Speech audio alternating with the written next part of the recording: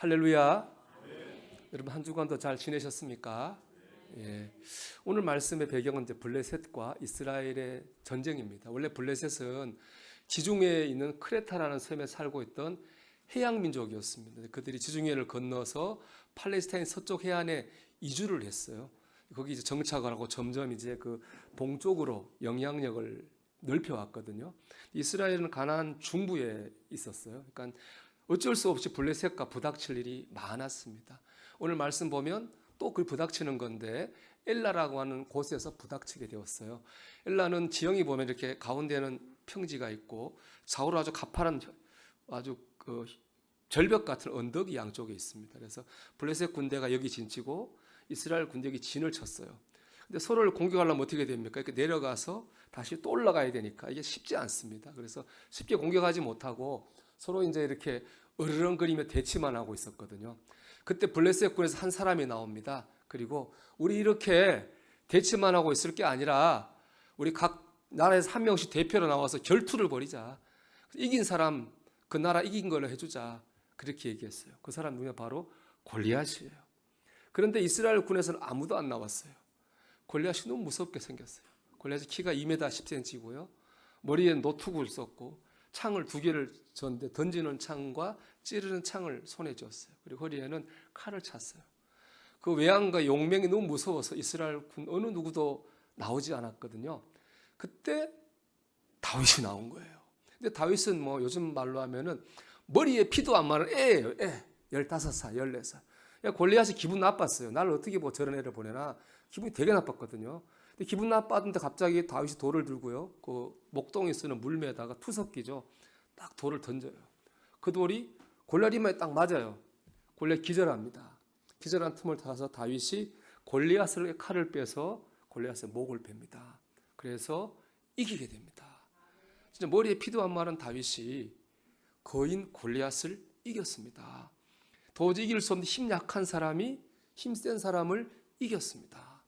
이게 이제 세상 사람들이 생각하는 골리앗과 다윗 얘기의 중심이에요. 이겼다는 거.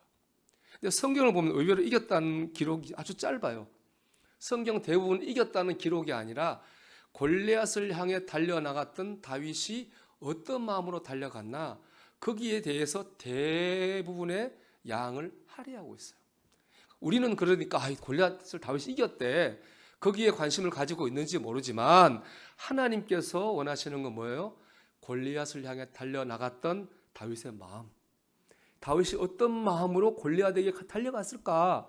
그런 마음을 알기를 원하시는 거죠. 다윗 같은 마음으로 달려갈 때 하나님 우리도 다윗처럼 이기게 하실 줄 믿습니다. 다윗의 마음 한마디로 말하면 용기죠. 아무도 골리앗에게 달려가지 못했잖아요. 하지만 다윗은 용기를 내서 골리앗에게 달려갔습니다. 여러분 골리앗을 향해 달려갈 수 있는 용기가 있는 사람이 골리앗을 이길 수도 있는 겁니다. 지난해 그 목회교회 세미나 가서 강사로 오신 분 중에 한 분이 김동호 목사님입니다. 이분이 은퇴하기 전에 폐암이 있다고 하는 게 이제 발견이 됐어요. 그러니까 폐암을 걸린 다음부터는 계속 우울하고 날마다 슬픈 거예요. 왜 그런가 자기를 돌아봤더니 날마다 자신이 암을 묵상하고 있다는 사실을 깨달았어요. 날마다 암을 묵상하니까 괴롭고 슬프고 우울한 거예요. 이러면 안 되겠다. 말씀을 묵상해야지. 그래서 이분이 유튜브 채널을 만들었잖아요. 새벽마다 말씀 묵상한.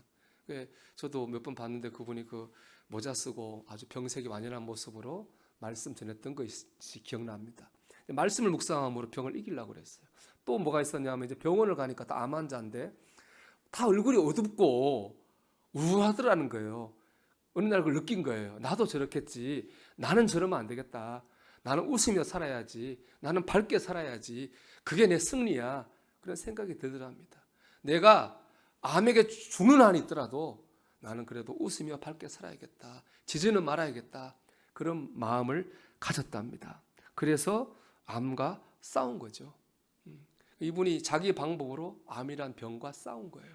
이제 5년이 흘렀는데 제가 보니까 이제 요즘 보니까 많이 좋아지신 것 같아요. 그래도 아직까지 몸속에 3개의 암덩어리가 있다고 이렇게 말씀하시더라고요.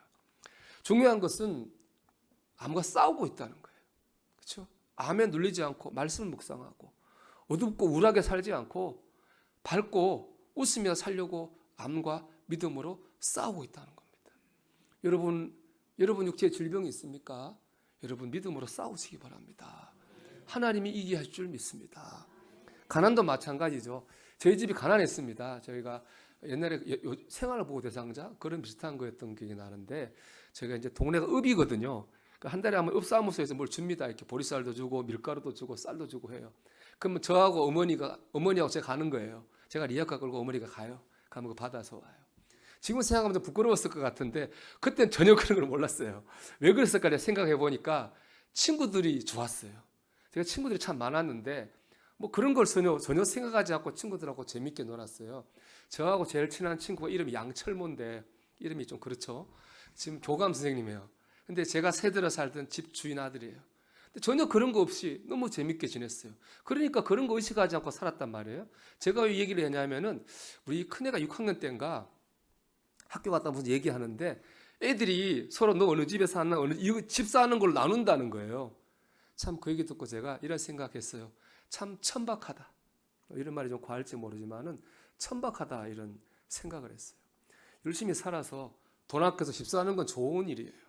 그거는 어떻게 보면 신앙적인 일입니다. 우리 신앙의 선배 청교도들이 그랬거든요.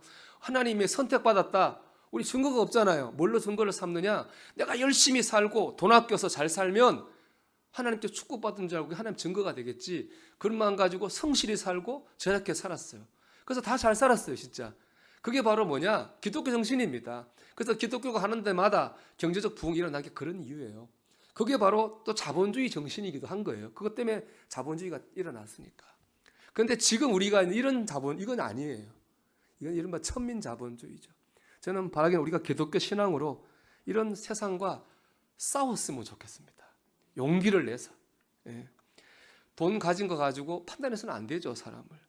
또 내가 다른 사람보다 덜 가졌다 해가지고 스스로 자신을 불행하게 만들 필요도 없습니다. 내가 어떻게 마음 가지냐 따라 가지고 얼마든지 멋있게 살 수 있고 훌륭하게 살 수 있고 아름답게 살 수 있고 행복하게 살 수 있습니다. 저는 그런 용기를 가지고 결단을 했으면 좋겠습니다. 내가 뭐 좀 남들보다 없다 해가지고 기죽지 말아야지. 더 행복하게 살아야지. 더 멋있게 살아야지. 더 훌륭하게 살아야지. 저는 그런 결단을 가지고 우리의 가난과 싸우기 바랍니다. 하나님께서 그럴 때 그 가난을 이기게 하실 줄 믿습니다. 질병, 가난 말고도 골리앗은 많습니다. 우리를 앞에 가로막고 있는 두렵게 하는 것들은 분명히 있습니다. 그러나 우리가 기죽지 말고 믿음을 가지고 용기를 내서 싸울 때 하나님께서 다윗처럼 이기게 하실 줄 믿습니다. 폴 틸리라고 하는 철학자고 신학자인 사람이 있거든요. 이 사람이 쓴 책 중에 존재의 용기라는 책이 있습니다. 이 말 한마디로 뭐냐면 사람이 사람답게 살려면 용기가 있어야 된다는 거예요. 존재할 용기가 있어야 되는 거예요. 우리가 그리스도인답게 살려면요, 용기가 있어야 돼요. 믿음의 남편, 믿음의 엄마, 믿음의 부모로 살려면 그렇게 살 용기가 있어야 돼요. 그래 용기를 가지면 하나님께서 우리를 그렇게 존재하게 하실 줄 믿습니다. 두 번째 그 용기의 근원은 하나님입니다. 손자병법에 나오는 말 있죠. 지피지기하면 백전불태라. 저걸 알고 나를 알면 100번을 싸워도 지지 않는다는 거잖아요. 그런데 우리 영적 전쟁에는 하나를 더 알아야 돼요. 그래서 제일 중요해 이게. 그게 뭐냐? 하나님이에요. 저거 알고 나 알고 하나님 알아야 돼요. 때로는 저걸 몰라도 하나님을 알면 이길 수 있어요. 그게 다윗이잖아요. 다윗은 하나님이 어떤 분인지 알았어요. 하나님 어떤 분이냐? 다윗에게 내 편이죠. 내 앞에는 골리앗보다 강한 분이에요. 날 이기게 하는 분이에요. 다윗은 하나님께 알았어요. 그러니까 용기를 낼 수 있었고 골리앗에게 달려갈 수 있었던 겁니다. 제가 김동원 목사님 얘기했지만 제가 이분이 참 이 사무엘 17장을 기가 막히게 푸는 게 있어요. 이분이 이제 어느 날 막내 아들 6살 된 막내 아들하고 목욕하러 갔대요. 근데 저기 5학년 애가 오더라는 거예요. 그 동네 사는. 근데 6살짜리 막내가 갑자기 달려가더니 5학년을 발로 뻥 걷어차더라는 거예요. 제가 왜 저러나 알고 봤더니 5학년이 그 동네 이른바 일진이에요. 그 6살짜리를 막 괴롭힌 거예요. 근데 6살짜리가 5학년을 어떻게 싸워요? 매일 뭐 얻어맞고 있다가 있던 차에 옆에 누구 있어요? 아버지가 있잖아요. 어른 아버지. 아버지 믿고 발로 뻥 찬 거예요. 그걸로 이 말씀을 풀었어요. 6살 다윗, 골리앗 5학년, 하나님 아버지. 여러분, 내가 6살이에요. 내 앞에 있는 문제들 5학년이에요. 이것만 바라보면 용기 못 내요. 못 싸워요. 달려나갈 수 없어요. 그런데 우리 옆에 누가 있어요? 하나님 아버지가 있어요. 이 하나님 아버지를 보는 거예요. 내 편인 분을 보는 거예요. 그럴 때 용기를 내서 기도할 수 있어요. 그럴 때 용기를 내서 말씀을 붙들 수 있는 거예요. 그럴 때 그래, 내가 말씀으로 이겨보자, 믿음으로 이겨보자, 그런 마음을 가지게 되고 그럴 때 하나님께서 우리를 이기게 하실 줄 믿습니다. 그리고 이 용기라고 하는 건 우리가 응답받기 위해 꼭 통과해야 되는 시험입니다. 민수기 13장 14장에 보면 이스라엘 백성이 이제 광야를 1년 돌았다고요. 그리고 하나님이 주기로 한 가나안 땅 앞에 섰어요. 가데스 바네아. 근데 하나님 그때 뭘 시켰냐? 정탐꾼 12명을 뽑아요. 그 12명한테 가나안 땅 이제 들어갈 건데 정탐해 보라고 시켜요. 이제 12명의 보고가 보면은 첫째, 가나안 땅은 살기가 되게 좋아. 둘째, 그런데 거기는 아낙 자손이라고 하는 엄청 강한 족속이 있어. 여기까지는 모든 정탐꾼의 보고가 일치했어요. 근데 그 다음에 달라요.